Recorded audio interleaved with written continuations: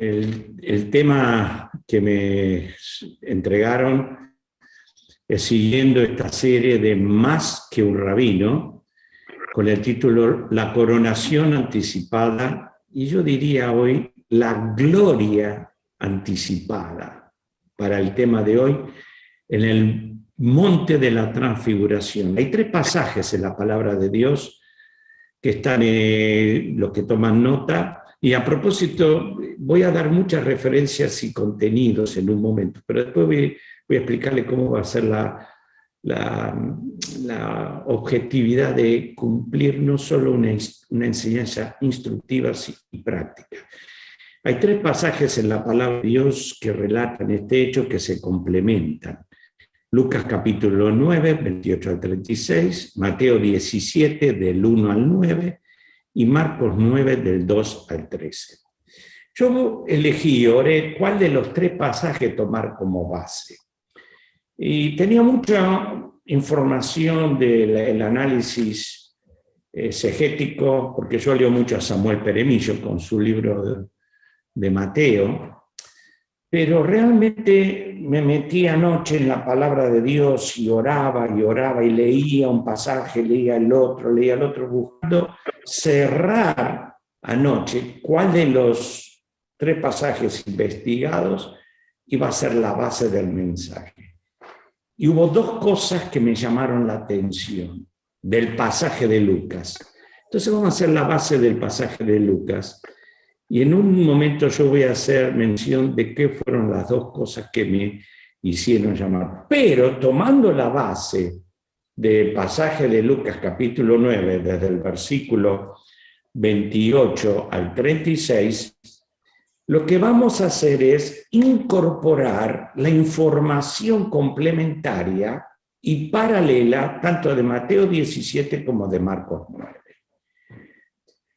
Mi hijo se llama Lucas, y Lucas lo puse por el evangelista, el médico, el evangelio, porque justamente en el principio dice que en los comienzos de la introducción de Lucas, y por eso me enamoré de Lucas, y por eso le pusimos a nuestro hijo Lucas, dice que en el capítulo 1, versículo 3, me ha parecido también a mí, después de haber investigado con diligencia todas las cosas desde su origen. Investigado con diligencia. Y esta es una característica del escritor médico, que él hace con diligencia una investigación de todas las cosas desde su origen. Y yo dije, oré al Señor, este cuadro de Lucas, evangelista, lo quiero en mi hijo. Y saben una cosa, él tuvo la oportunidad, y me emociona repetirlo, de hacer un máster, que lo hizo realmente 2 máster en teología y en divinidad, y ahora está haciendo, mientras espera el traslado a Inglaterra, haciendo un doctorado donde está estudiando lenguas originales, algo que yo no pude estudiar. Yo cito de los expertos, pero no soy un experto de lenguas originales. Él estudia y profundiza. Y la oración de haberle puesto nombre a Lucas se ve cumplida de esa manera en las oportunidades que Dios le dio. Por eso, esa diligencia siempre me atrae Lucas, pero yo no quería elegir por el atractivo de Lucas, sino por el énfasis de la escritura que me va a dar. Entonces voy a pedir a Román que haga la lectura de Lucas 9, 28 al 36. Aconteció como 8 días después de estas palabras, que tomó a Pedro, a Juan y a Jacobo y subió al monte a orar. Y entre tanto que oraba, la apariencia de su rostro se hizo otra, y su vestido blanco y resplandeciente. Y he aquí 2 varones que hablaban con él, los cuales eran Moisés y Elías, quienes aparecieron rodeados de gloria, y hablaban de su partida que iba Jesús a cumplir en Jerusalén, Y Pedro y los que con él estaban, rendidos de sueño, mas permaneciendo despiertos, vieron la gloria de Jesús y a los dos varones que estaban con él. Y sucedió que apartándose ellos de él, Pedro dijo a Jesús: Maestro, bueno es para nosotros que estemos aquí y hagamos 3 enramadas, una para ti, una para Moisés y una para Elías, no sabiendo lo que decía. Mientras él decía esto, vino una nube que los cubrió y tuvieron temor al entrar en la nube.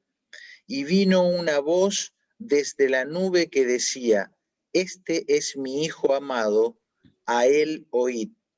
Y cuando cesó la voz, Jesús fue hallado solo, y ellos callaron. Y por aquellos días no dijeron nada a nadie de lo que habían visto. Gracias, gracias, amén, y Dios bendiga su palabra.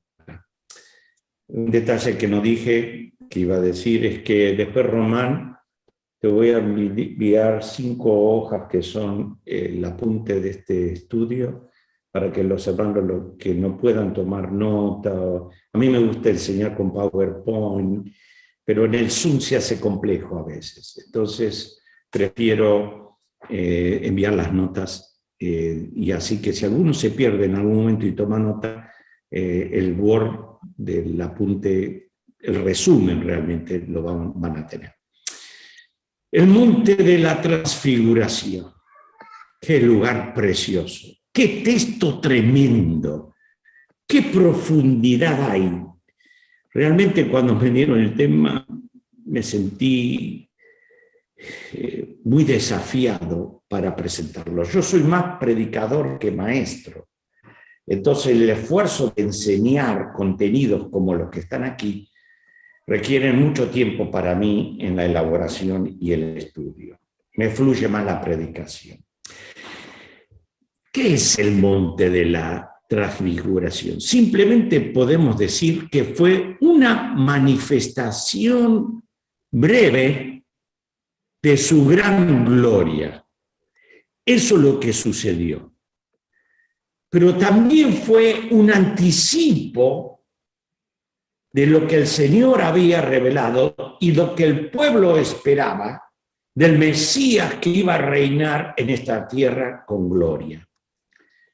Ustedes, le comentaba por WhatsApp hoy, ustedes han colocado la serie Más que un rabino, pero al ver esta manifestación de su gloria, de su gran gloria, me gustaría no ver el énfasis de la característica de maestro, rabino de la escuela judía, más que esto, que lo fue Jesús, sino quiero que se pongan en mente este concepto, que en este monte se vio al Jesús más que un hombre. Jesús más que un hombre. Me gusta y he regalado mucho un libro de Josh McDowell que dice Jesús más que un carpintero. Y ese hecho de carpintero y de hombre es hablando de la humanidad. En ese monte estaba el hombre, Jesús. Pero estuvo Emmanuel, Dios con nosotros, otro nombre. En el estudio, para que se entienda bien, vamos a estudiar el momento, el monte, la transfiguración, escenario pequeño de la profecía que se puede resumir ahí. Hay mucho de escatología en ese monte, pero no podemos entrar en todos esos detalles. Pero lo que vamos a hacer realmente es estudiar la transfiguración del Señor en esencia, en esa escala de pasos y caminos, ir al monte Calvario y cumplir la obra redentora. Pero a su vez, estando en el monte de la transfiguración, nos vamos a poner al lado de los discípulos y vamos a aprender lecciones que nos deja el monte de la transfiguración. Así que primero vamos a hablar de esto, de la transfiguración, y después de las lecciones paralelas en Lucas, versículo por versículo, y vamos a aprender mucho acerca de esto. Estas lecciones son muy aplicables para tiempos de dolor, aflicción y prueba. Y yo creo más que nunca que se han marcado de distintas maneras familiares en la iglesia, en el trabajo, en la sociedad, en el mundo de hoy, el dolor, la aflicción y las pruebas. Y en estas lecciones vamos a ver que necesitamos la manifestación de su gloria en medio del dolor, la aflicción y la prueba para sustentarnos y fortalecernos en fe. Les recuerdo, no entendió Israel, lo que nos cuesta a nosotros y lo que se cumple en Jesucristo. Primero los sufrimientos anteceden la gloria futura. Y en la vida nuestra muchas veces ante una gran bendición o paralelo en medio de una gran bendición, es muy común ver el sufrimiento previo o el contexto. La otra cosa que vamos a darnos cuenta en este monte de la transfiguración es que el Señor es suficiente para consolar el corazón turbado. ¿Qué te turba hoy? El Señor es todo suficiente.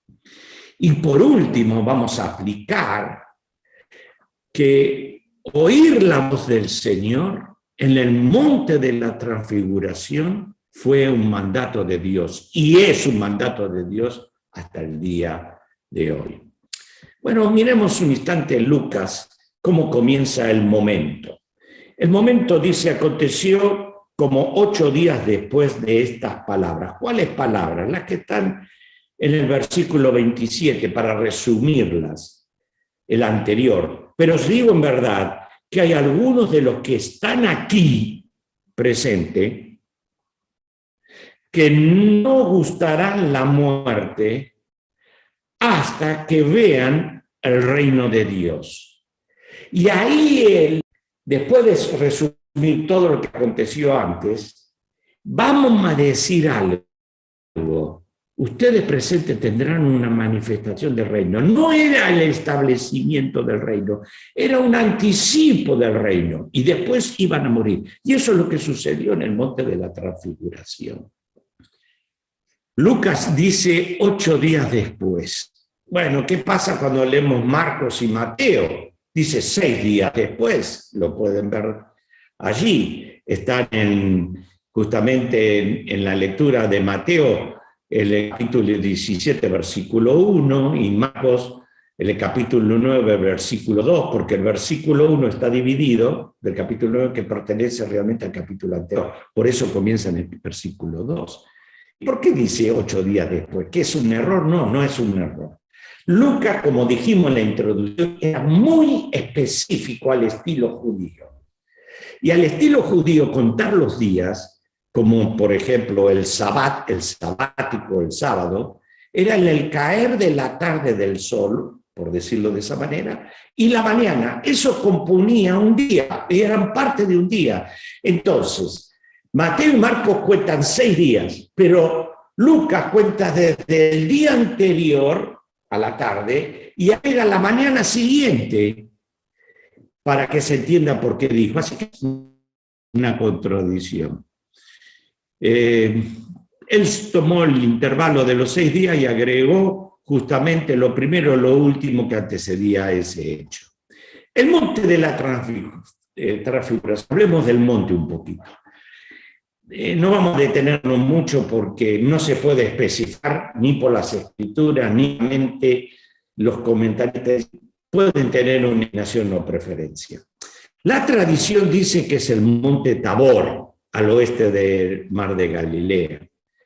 Pero el mismo contexto de Mateo lo hace improbable, porque está lejos de Cesarea de Filipo, porque Mateo 16:13 dice: viniendo Jesús a la región de Cesarea de Filipo, donde estaba en ese contexto. Por lo cual, es más el monte o las sierras de Hebrón que parece más apropiado. Aún Peremillo da una sugerencia mayor.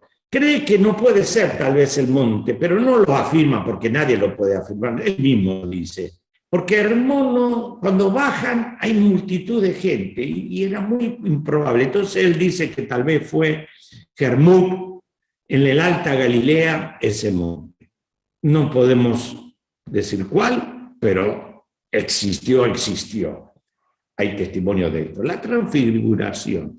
Cuando leemos aquí, en Lucas, el capítulo 28, vemos que Pedro, Juan y Jacobo subió al monte para orar. A veces pensamos esos son los tres íntimos, pero tiene Lucas, al mencionar, y también los otros evangelios, era muy una práctica. Y que el Señor, ¿se acuerda que dijo que cuando se reunían tenían que tener 2 o 3 testigos?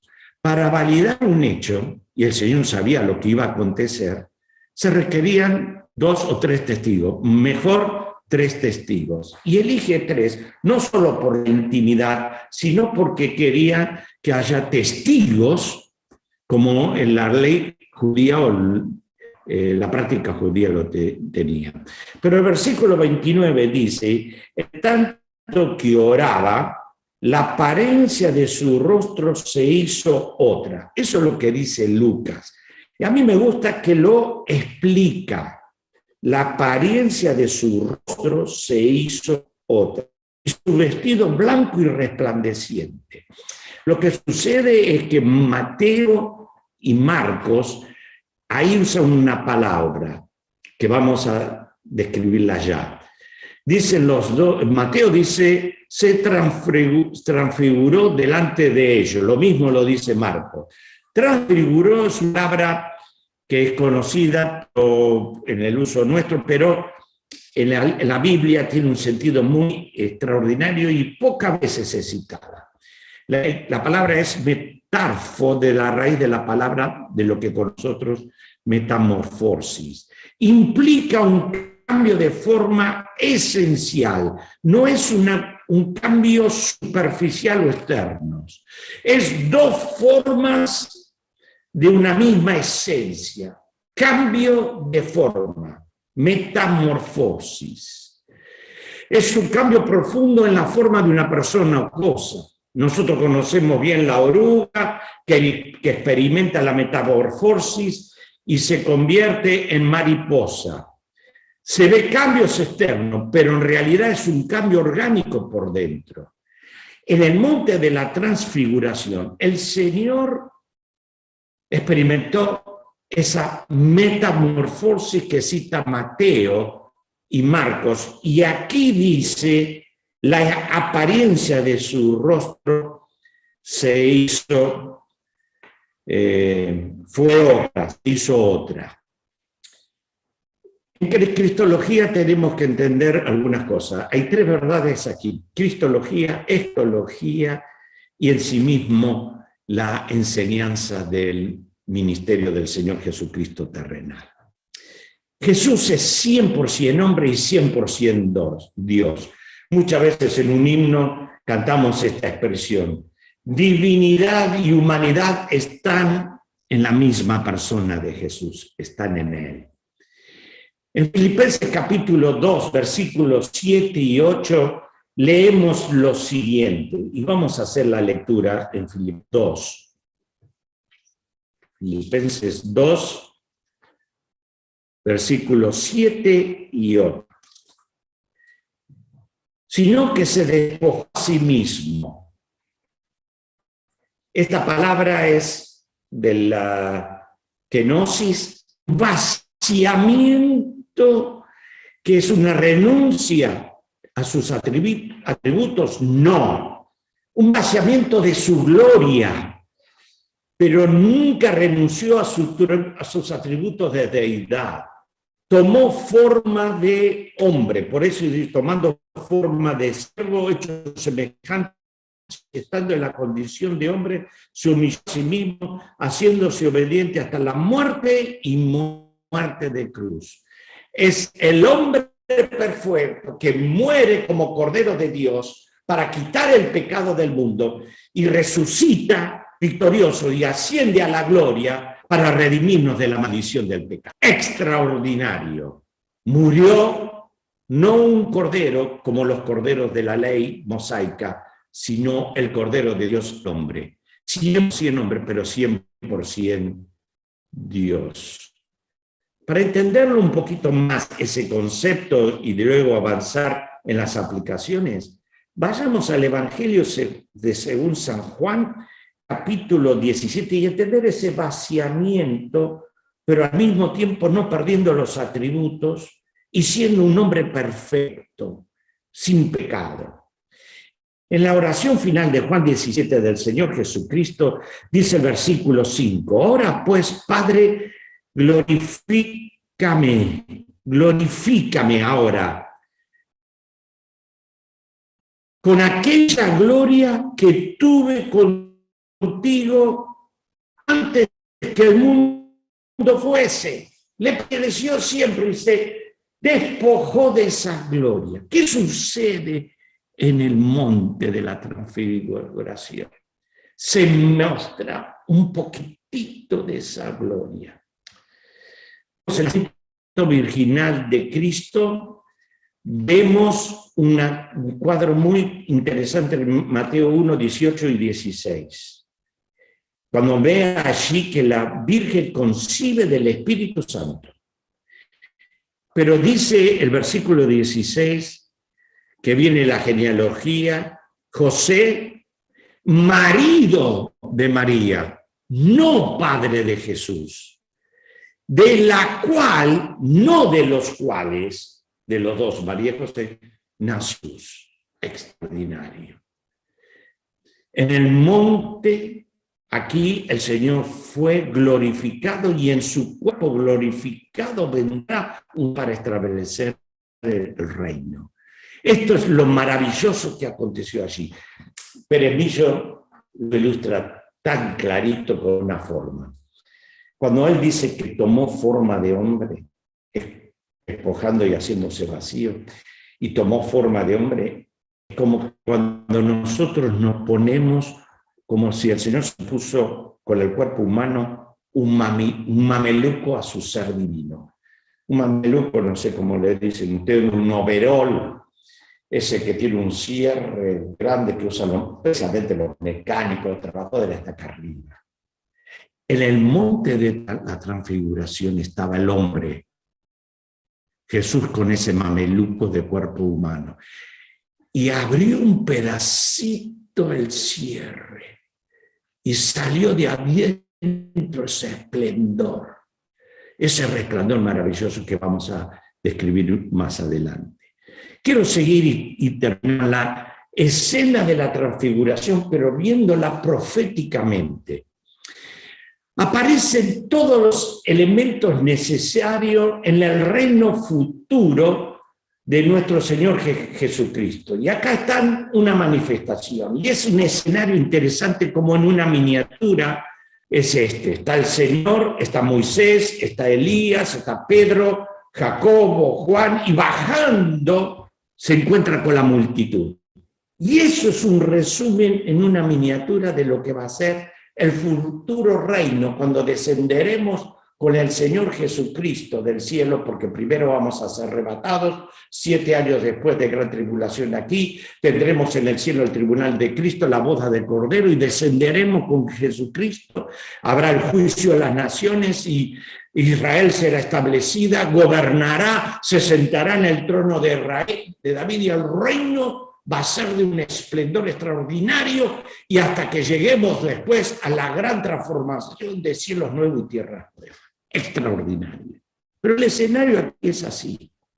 El Señor se revela en gloria en este pasaje.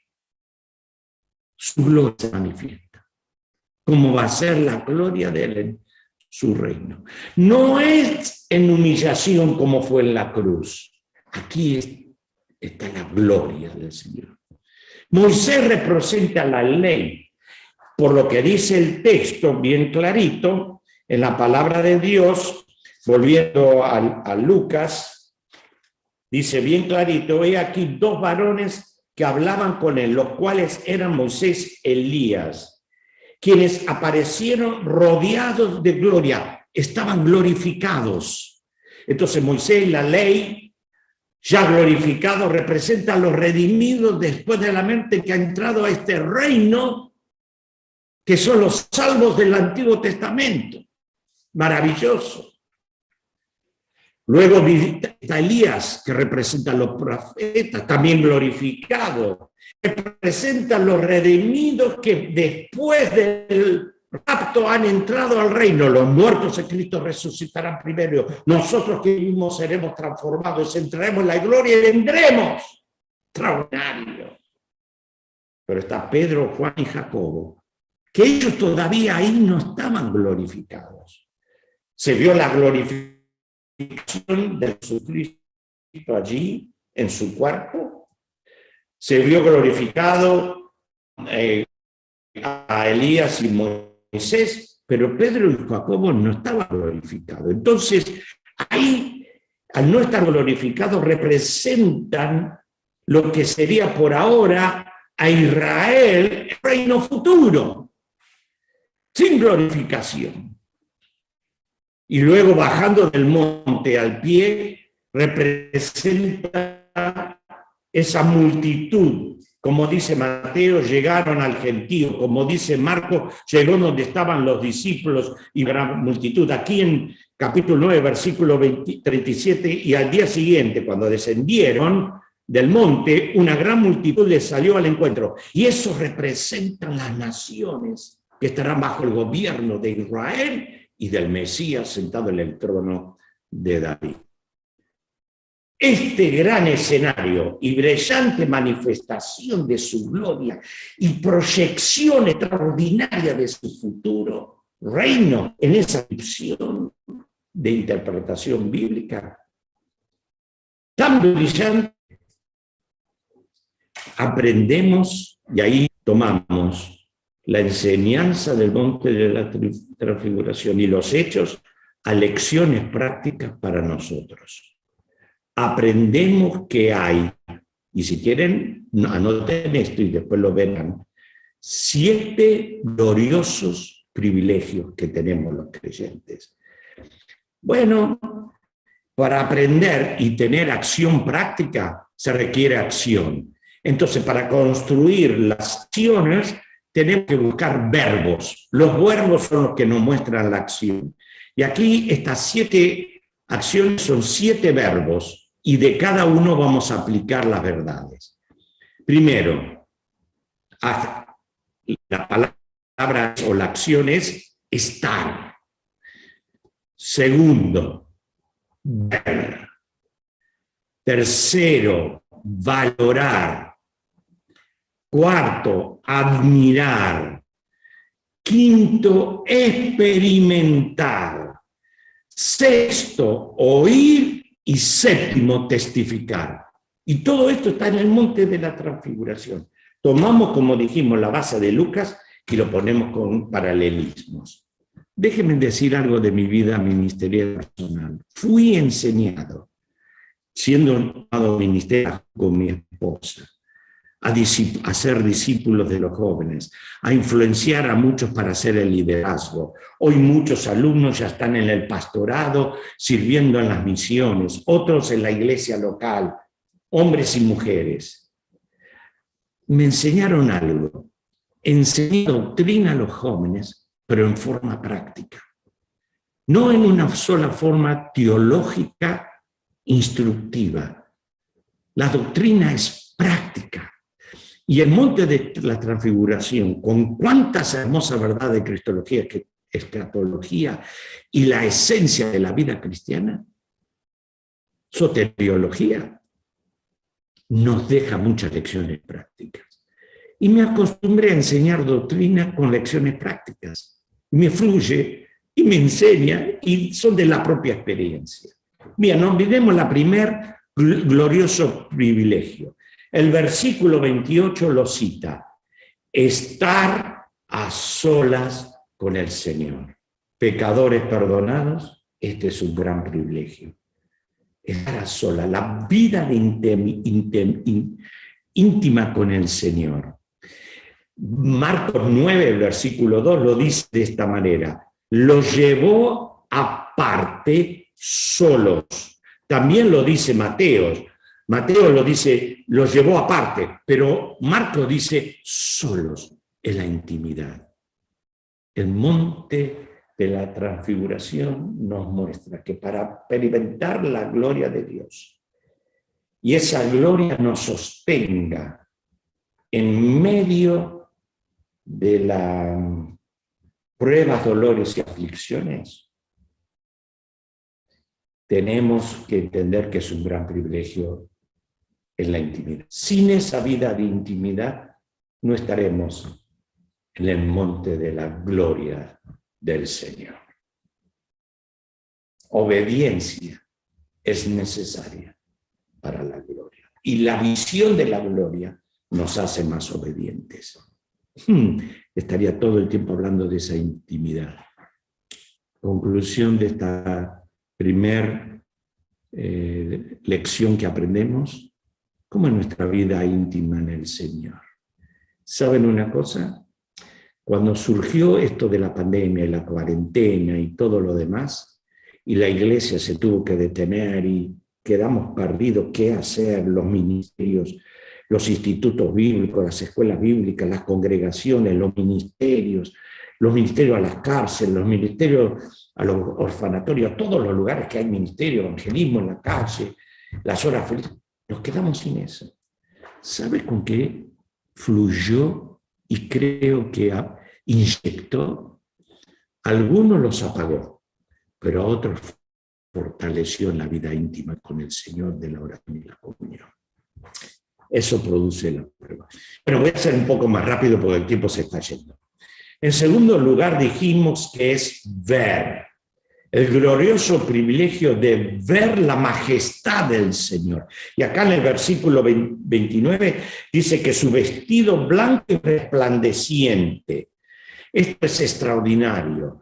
Mateo 17:2 dice que su rostro fue como el sol, o más potente que el sol. Recuerden que el escenario era una noche y brilló luz. Tremendo. Vestidos blancos como la luz, dice Mateo. Marcos dice que muy blancos como la nieve, que tanto ningún lavador en la tierra los puede hacer tan blancos. Majestad, majestad, majestad. Qué hermoso es tener la capacidad por el nuevo nacimiento de contemplar esta majestad como pecadores perdonados. Valorar la muerte del Señor. Y aquí se ve el versículo 30 y 31. Y yo elegí Lucas por dos cosas. Esta es una de las cosas. Y lo observen por qué.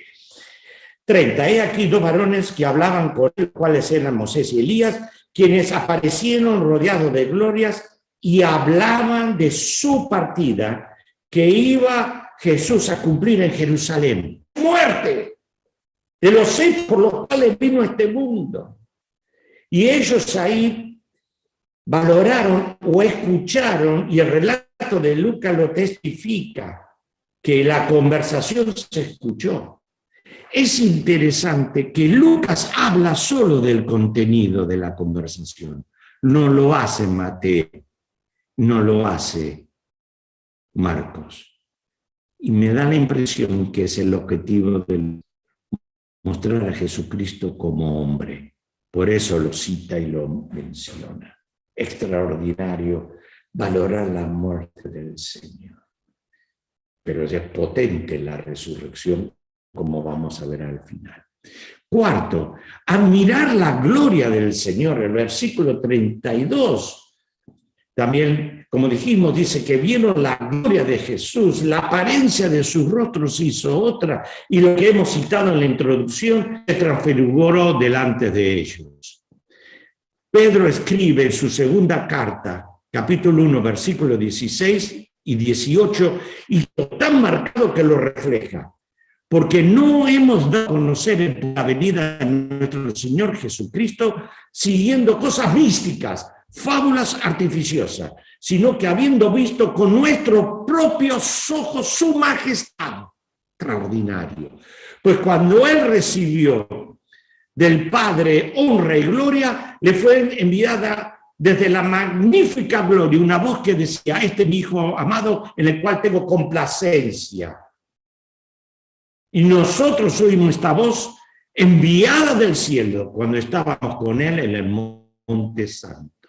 Contemplar la maravillosa majestad de nuestro Señor y su gloria. Quinto, experimentar la suficiencia del Señor. Versículos 33 y 34 de Lucas. Perdón, me salté un detalle. En el versículo 32 elegí por esta también segunda expresión. Es el único versículo, no solo que relata el diálogo con Elías, el contenido del diálogo con Moisés y Elías, sino que el 32 lo destaca allí. Mas permaneciendo despiertos, vieron la gloria de Jesús y a los dos varones que estaban con él. Y por eso elegí la esencia del propósito, la obra redentora y la manifestación, la gloria de Jesús. Ahora sí, 33 y 34. Experimentar la suficiencia del Señor. Y sucedió que apartándose ellos de él, Pedro vino a Jesús y dijo: Maestro, bueno es para nosotros que estemos aquí y hagamos 3 enramadas, para ti, una para Moisés y una para Elías, no sabiendo lo que decía. Se limitó al momento, pero había una proyección. Pero era tan fantástica que no la quiso perder. Y esto no habla de una cosa. Hay momentos de bendición en el monte de la comunión, pero tenemos que bajar al valle de la lucha. Algunos quieren siempre en ese monte, pero el mundo también tendrá esa aflicción. Y en el mundo de la aflicción, dice la palabra de Dios, versículo 34, mientras esto decía, vino una gran nube que los cubrió y tuvieron temor al entrar en la nube. Tuvieron temor. Mateo dice, tuvieron gran temor y el Señor le dijo, levantaos, no temáis.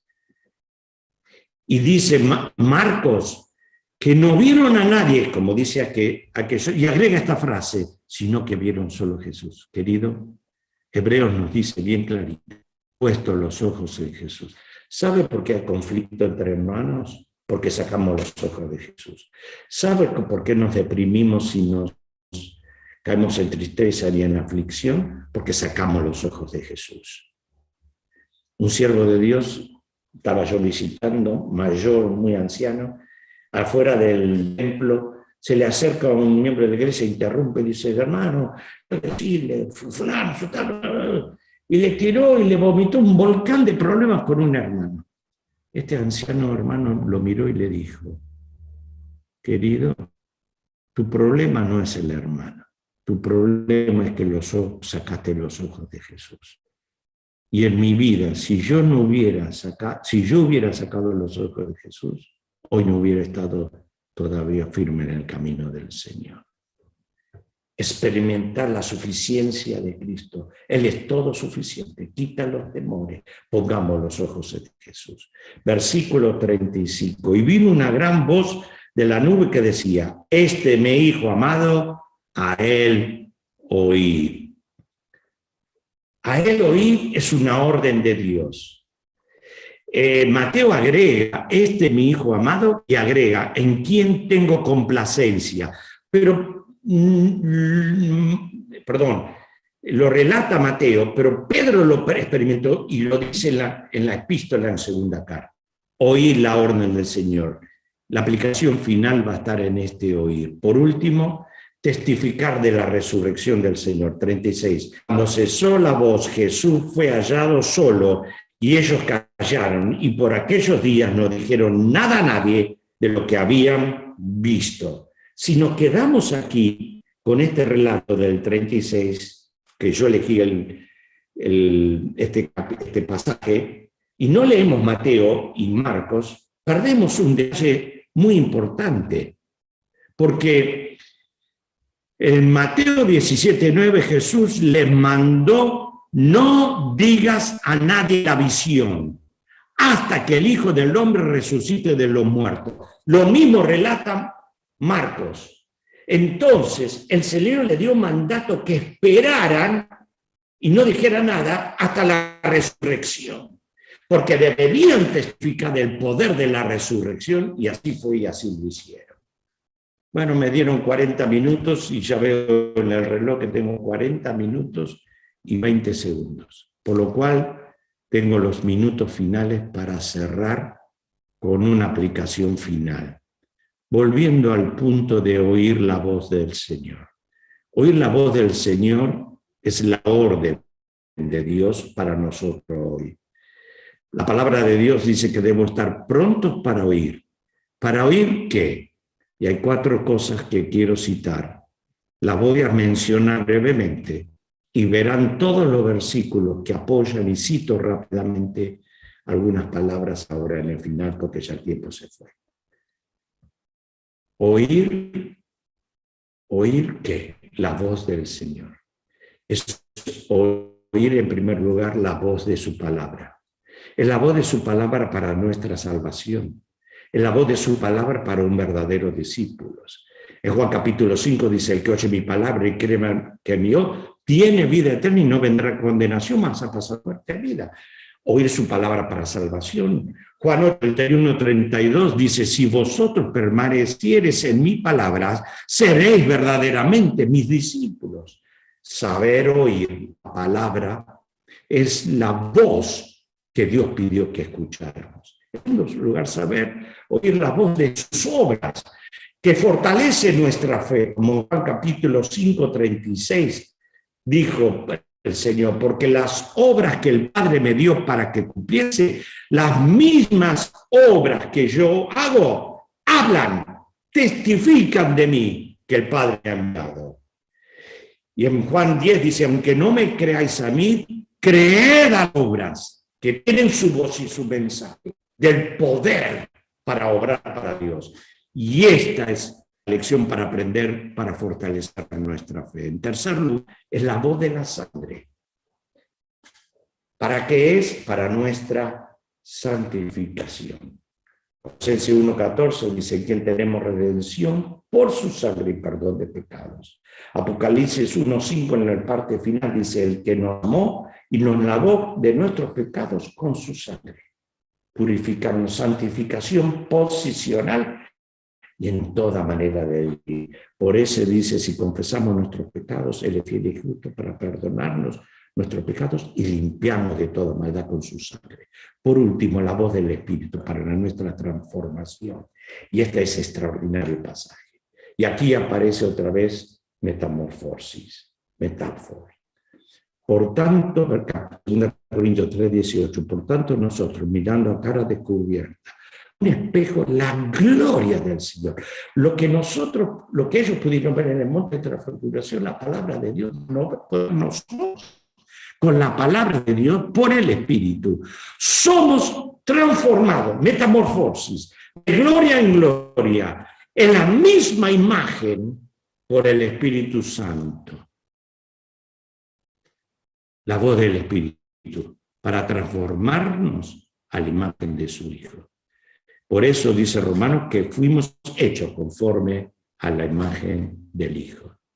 Cuando el Dios le dijo al monte de la transfiguración: a Él oí, escuchamos estas voces que nos dejan estas lecciones para aprender en la vida cristiana y ser partícipe de su gloria y mostrar la imagen de Cristo. ¡Qué tremendo!